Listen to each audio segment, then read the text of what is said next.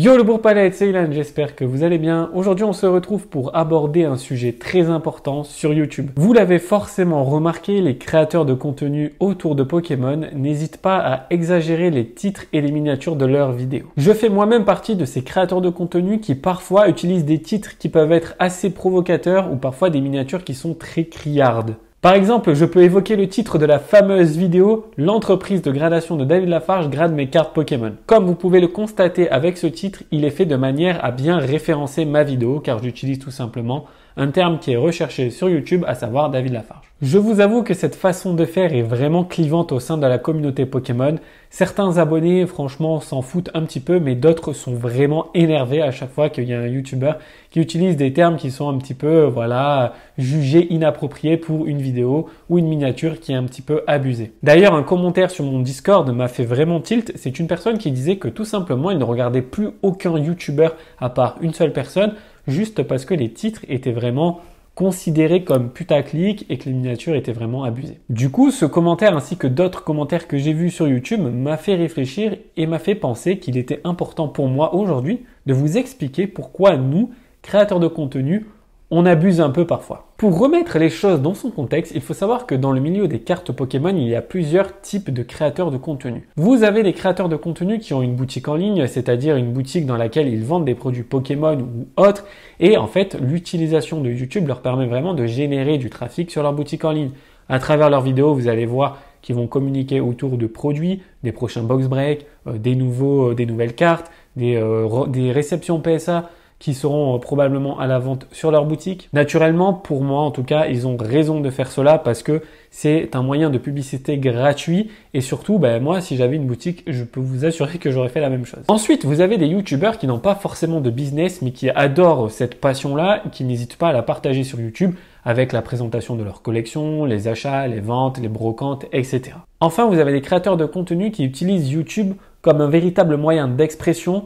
Ils considèrent ça vraiment comme une activité secondaire. Ils passent du temps à peaufiner, à trouver des idées, des concepts, des montages originaux.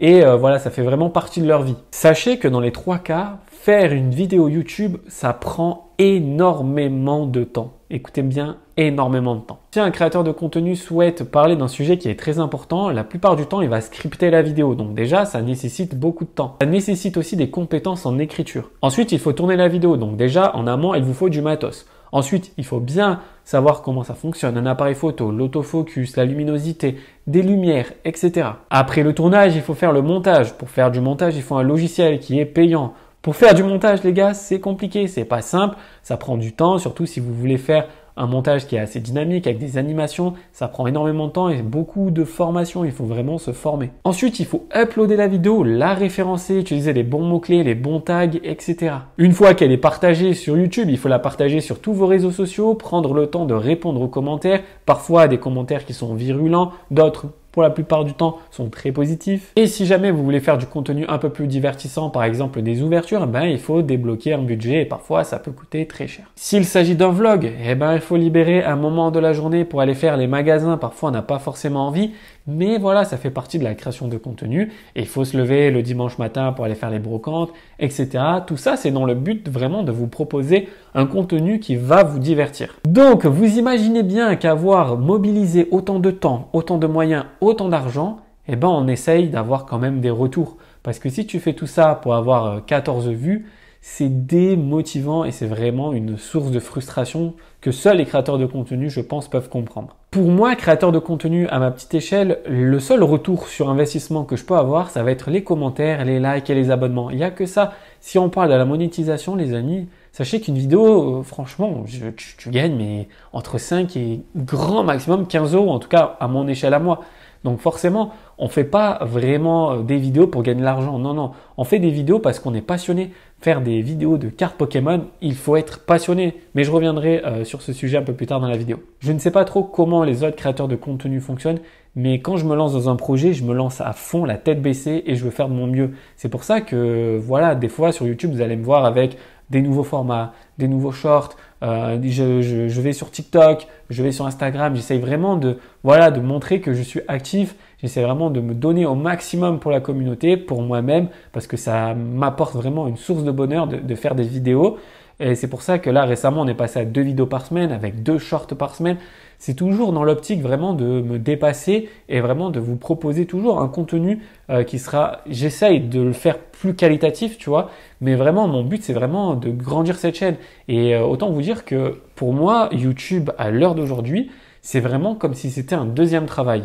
Et j'accorde énormément de temps et c'est pour ça que parfois, en tout cas je parle pour moi, il y a certaines vidéos où il y a certains titres où il y a parfois des concours en vidéo. Tout ça c'est fait vraiment pour me permettre à moi de voir que mon travail est quand même soutenu. Je ne sais pas si vous voyez ce que je veux dire. Dans le milieu des cartes Pokémon, le sujet des titres et des miniatures, c'est vraiment quelque chose qui est très tabou. Si on le compare avec d'autres vidéos YouTube, d'autres niches, on voit que c'est pas du tout la même chose. Par exemple, dans le gaming, tu vois, tu peux mettre des titres un peu grossiers, des miniatures qui sont vraiment criardes, ça passe. D'ailleurs, regardez bien, au tout début sur YouTube, quand il y avait des pubs NordVPN, on était dégoûtés, on se disait ouais, les créateurs de contenu se vendent et tout ça c'est pour la thune et tout. Maintenant, je vais pas vous mentir, moi quand je vois un petit créateur de contenu qui fait de la pub pour NordVPN, je sais derrière qu'il va prendre un chèque et ça fait plaisir parce que je sais que ce chèque, il va le réinvestir sur la chaîne YouTube et ça me prouve justement qu'il est en train de percer petit à petit. Et franchement, il faut essayer d'avoir cette mentalité au niveau des cartes Pokémon parce que vraiment, ne jetez pas la pierre sur les créateurs de contenu, ça demande énormément de travail. Et voilà, nous aussi, on aimerait bien avoir 100 000 abonnés, 200, 300 000 abonnés. Et on est tous obligés de passer par là, quoi qu'il arrive. C'est-à-dire utiliser des titres qui parfois, voilà, ils sont à la limite. Je voulais rebondir par rapport au sujet de tout à l'heure quand je vous disais qu'il faut être passionné pour faire des cartes Pokémon. Ben, c'est vrai, les gars. Regardez bien à quel point Pokémon, c'est une niche. Le plus grand YouTuber aujourd'hui de cartes Pokémon, pour moi, c'est Kibiki. Il a presque 100 000 abonnés. Et pourtant, 100 000 abonnés, pour nous, c'est énorme. Mais pour YouTube, c'est pas grand chose. Il y a des YouTubeurs qui ont 1 million, 2 millions, 3 millions d'abonnés. Donc, autant vous dire que en faisant du contenu, se donnant maximum, on peut avoir 100 000, 150, peut-être 200 000, mais on aura, je pense pas, 2 millions d'abonnés. Donc vraiment, rendez-vous compte. Ça veut dire qu'on sait déjà très bien que même en se donnant à fond, tout le temps, être au maximum, ben, on pourra pas percer sur le YouTube game. Donc voilà, pour vous dire à quel point c'est vraiment une niche. Et les youtubeurs aujourd'hui, on a entre 5, 10, 20, 50 000 et puis après il y a Kibiki avec 90, 95 000 à peu près. Donc voilà, vraiment, il faut que vous compreniez ça. Faire des vidéos, ça prend énormément de temps. Il faut être passionné pour faire ça parce qu'il n'y a aucun retour sur investissement. Donc vraiment, s'il vous plaît, la communauté, si vous m'écoutez, ne jetez pas la pierre aux créateurs de contenu qui utilisent un peu des titres et des miniatures qui sont un peu abusés. Après, bien sûr, je suis contre le putaclic, c'est-à-dire des vidéos où j'achète une carte à 1 million d'euros alors que c'est un Dracofeu set de base qui est abîmé. Tu vois ce que je veux dire? Il faut essayer d'avoir quand même une limite. Être créateur de contenu, c'est énormément de frustration. Parfois, tu as des contenus que tu cherches depuis longtemps, que tu peaufines, que tu réfléchis, que tu essayes de tourner de A à Z, ensuite tu te trompes, donc tu refais le tournage, etc.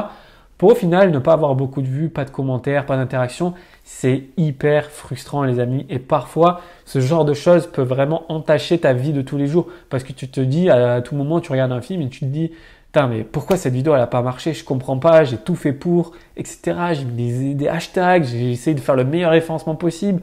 J'ai même partagé sur tous les réseaux sociaux et elle marche pas. Autre chose, des fois, je vois des commentaires qui sont là et qui disent « Ouais, c'est la course à l'ouverture. Dès qu'il y a un coffret qui leak dans un magasin, on essaye d'aller le trouver vite en avance pour faire une vidéo. » Ben ouais, les amis, il faut pas nous en vouloir pour ça parce que du coup, tu sais que ta vidéo elle va bien marcher, tu vas faire grandir ton audience, ta croissance de chaîne et voilà, c'est important pour nous. En fait, il faut que vous compreniez que on est collectionneur Pokémon, il n'y a pas de souci, mais on est aussi créateur de contenu et le but c'est d'allier les deux. Et du coup, c'est important pour nous de générer de l'audience, tout simplement. Donc, c'est pour ça que parfois, on abuse un peu, on essaye de trouver des coffrets en avance, on achète des coffrets qui viennent de Suisse. Mais voilà, faut vraiment pas nous en vouloir pour ça. Vraiment, c'est une vidéo un peu décousue, hein, encore une fois, mais j'essaie vraiment de me poser, de vous dire les choses comme moi je les ressens aujourd'hui. Je tiens à dire aussi que Pokémon reste un divertissement, malgré tous les dramas qu'on voit sur YouTube, ça reste un divertissement. Et il faut que les créateurs de contenu, entre nous, on se soutienne. Il faut que les créateurs de contenu soutiennent la communauté en les prévenant des embrouilles qui se passent au sein de la communauté, des trucs qui sont un petit peu louches, des boutiques qui font des moves un peu bizarres. Et il faut que d'un autre côté, la communauté soutienne les créateurs de contenu. Et pour soutenir les créateurs de contenu, il n'y a pas 36 solutions. Moi, personnellement, je veux pas de dons, d'argent ou quoi que ce soit. Moi, ce que je veux tout simplement, c'est voilà, des likes, des commentaires, des abonnements, des interactions. Je veux pas que vous vous forciez non plus, mais voilà, des fois, ça prend une seconde de mettre un petit like et c'est comme ça que vous allez nous aider justement à grandir. Et au plus on grandit, au plus nous, on vous le rend en retour. Par exemple, dès qu'on a moyen d'avoir, je sais pas, des petites opérations avec des boutiques, ben on va mettre en avant des produits qu'on va vous faire gagner dans des jeux concours, ce genre de choses-là. Donc voilà, c'est bien que tout le monde se soutienne. On est une niche qui est petite, qui commence à grandir petit à petit. Il y a plein d'événements qui s'organisent autour des cartes Pokémon. Et c'est en se soutenant qu'on pourra aller de l'avant et vraiment toujours vous proposer du contenu divertissant et voilà, kiffer tous ensemble tout simplement. J'espère vraiment que vous comprenez ma démarche à travers cette vidéo. C'est un sujet qui est très important pour moi et qui, je pense, l'est pour pas mal d'autres créateurs de contenu. Et puis même, c'est bien aussi pour la communauté, pour comprendre l'envers du décor. S'il vous plaît, arrêtez de dire les youtubeurs Pokémon sont là que pour l'argent. Ouais, vous êtes venus juste pour l'argent. Non, il n'y a pas d'argent sur YouTube, les gars, il n'y a pas d'argent. Je peux vous l'assurer, à part si tu as 100 000, 150 000 abonnés peut-être. Mais nous, en tant que petits créateurs de contenu, franchement, tu as des vidéos, tu gagnes 1,47 €, quoi. C'est ridicule. Donc vraiment, ne dites pas ça et surtout ne nous en voulez pas si parfois on utilise des titres qui sont, voilà, un petit peu à la limite. Bien sûr, je suis contre le putaclic, j'achète une carte à 100 000 € alors que c'est une petite carte.